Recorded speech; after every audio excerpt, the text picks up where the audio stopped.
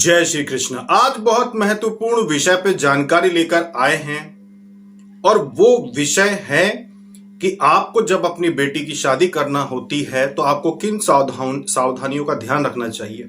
ये बहुत महत्वपूर्ण जानकारी, इसको अच्छे से समझना, क्योंकि कई बार देवी शक्तियां भी आपको संकेत देती हैं, देवी शक्तियां भी बीच में आती हैं। अगर आप गलत जगह रिश्ता कर रहे होते हो तो समझिए कि क्या सावधानियां रखना चाहिए।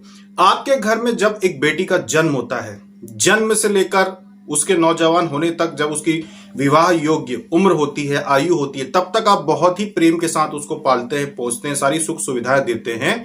और जब उसके विवाह का समय आता है, आपके पास रिश्ते कहीं से आते हैं, आपके सामने वर पक्ष जो होता है उसकी बहुत प्रशंसा की जाती है रिश्तेदारों के द्वारा। जो भी बीच में इस रिश्ते को लेकर आया हो, बहुत अच्छी अच्छी बातें बताई जाती हैं और आपको ये कहा जाता है कि भाई वो दूसरी जगह भी लड़की देख रहे हैं, दूसरी जगह भी रिश्ता देख रहे हैं, तो जो भी है आपको जवाब जल्द से जल्द दो, आज तक दे दो, कल तक दे दो, नहीं तो दूसरी जगह देखें। ऐसे कई प्रकार के प्रलोभन आपको दिए जाएंगे। जैसे कि कोई पुरानी गाड़ी बेचते समय लोग बोलते हैं कि भाई और भी ग्राहक खड़े हैं, अगर आपको लेना हो तो जल्दी बताओ, कल तक, वरना दूसरा व्यक्ति आएगा तो उसको हम दे देंगे।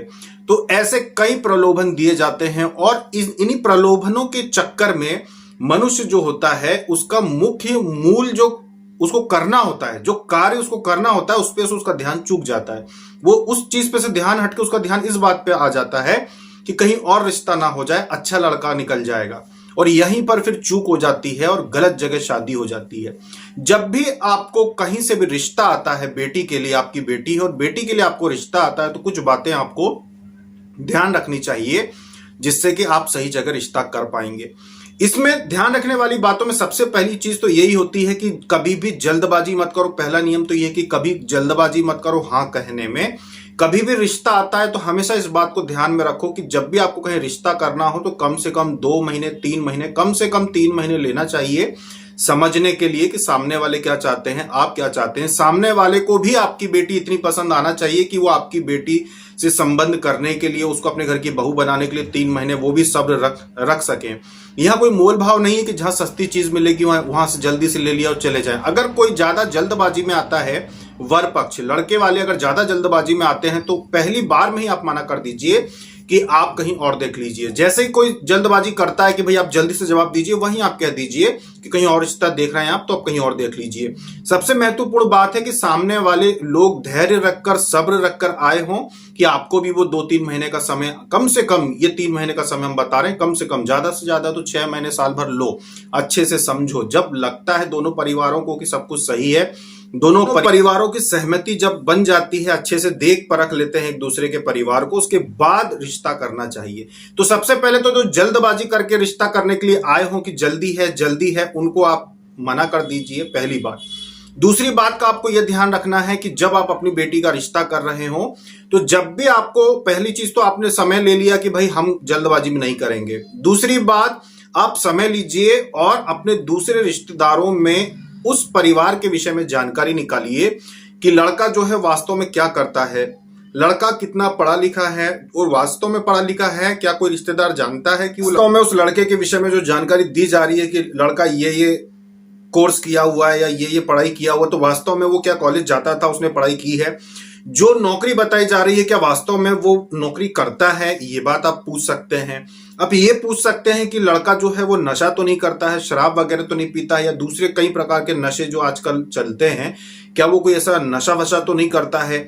इन चीजों के विषय में आप बहुत आराम से पूछताछ कर सकते हैं रिश्तेदारों से। आराम से समय लीजिए, आराम से लिंक ढूंढिए ऐसे रिश्तेदारों की जो सामने वाले पक्ष को अच्छे से समझता हो, और उसके बाद आप ये जब जानकारी पूरी पता चल जाती है कि सामने वाला जो पक्ष है सही है, सामने वाला पक्ष ज्यादा लालची नहीं है, उनका रहन सहन भी सही है, घर उनका कैसा है, घर में सुख सुविधाएं कैसी हैं, और वो लोग आध्यात्मिक हैं कि नहीं है। सबसे महत्वपूर्ण बात होती है कि आध्यात्मिक है कि नहीं है, ये बात जानना बहुत जरूरी है, क्योंकि जो परिवार आध्यात्मिक नहीं होता वहां कोई भी स्त्री सुखी रह ही नहीं सकती।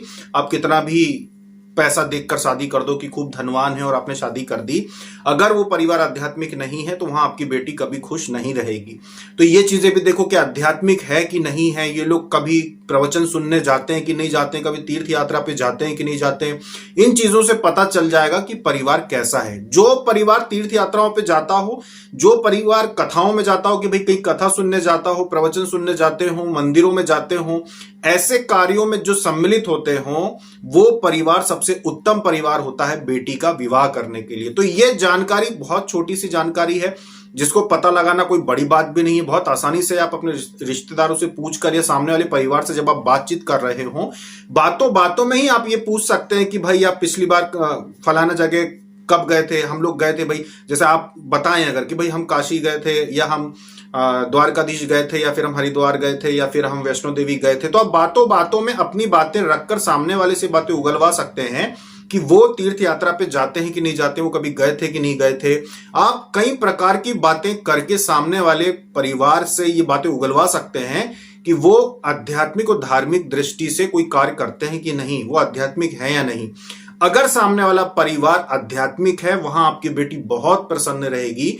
अगर बेटा यानी कि सामने वाला जो लड़का है, अगर वो नशा नहीं करता है, वो उसके चाल चलन सही है, अच्छे हैं, तो ये बहुत अच्छी बात है। इसके बाद ये देखिए कि वो सब तो ठीक है कि लड़का ठीक है, लेकिन आमदनी भी ठीक है, पैसे भी ठीक है, लेकिन क्या वो आध्यात्मिक परिवार है, ये भी देखिए।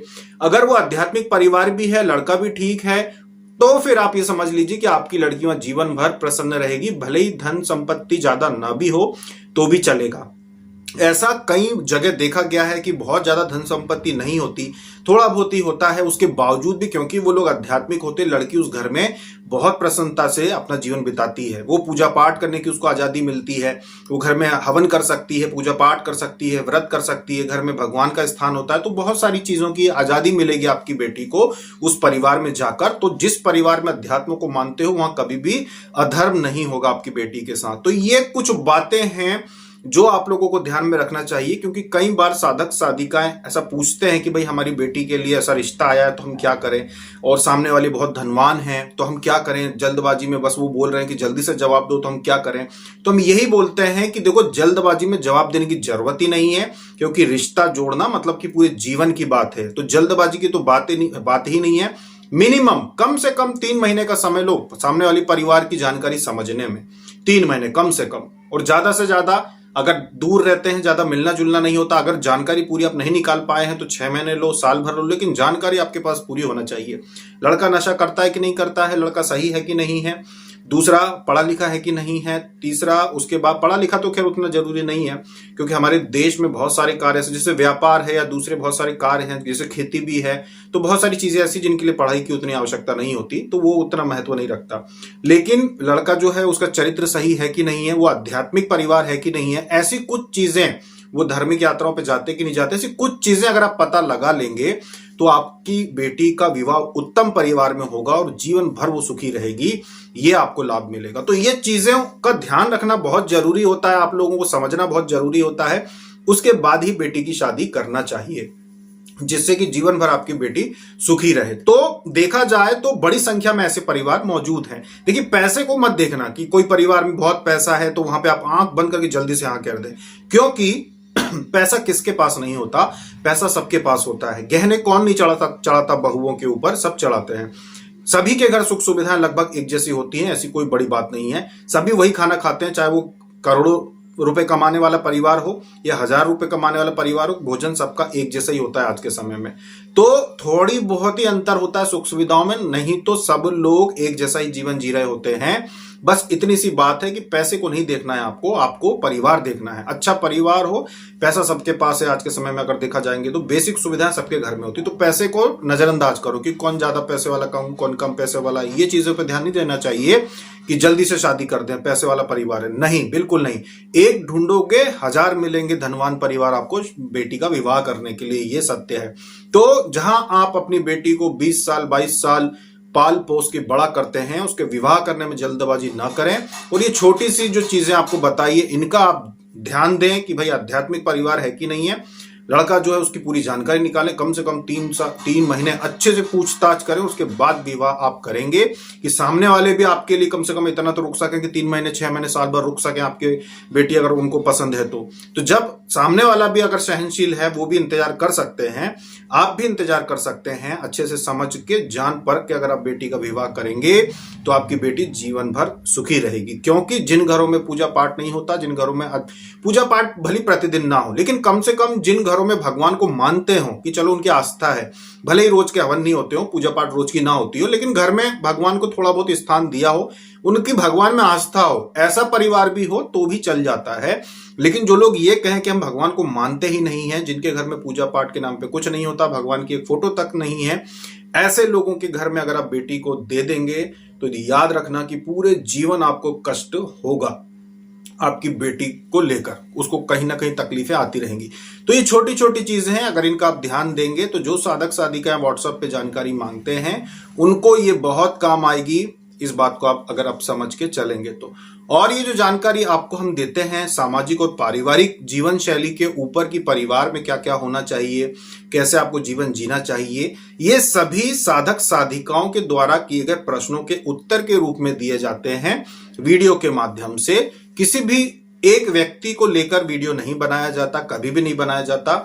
8 लाख से ज्यादा अपने सब्सक्राइबर हो चुके हैं, तो आप अंदाजा लगा सकते हैं कि कोई भी एक व्यक्ति, कभी भी ये मत सोचना कि किसी एक व्यक्ति को लेकर वीडियो बनाया है, ऐसा बिल्कुल भी नहीं है।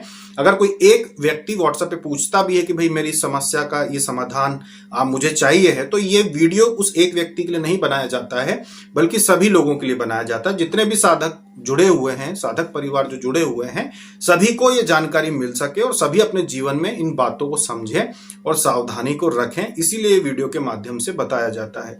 अभी तक के लिए इतना ही। जय श्री कृष्णा।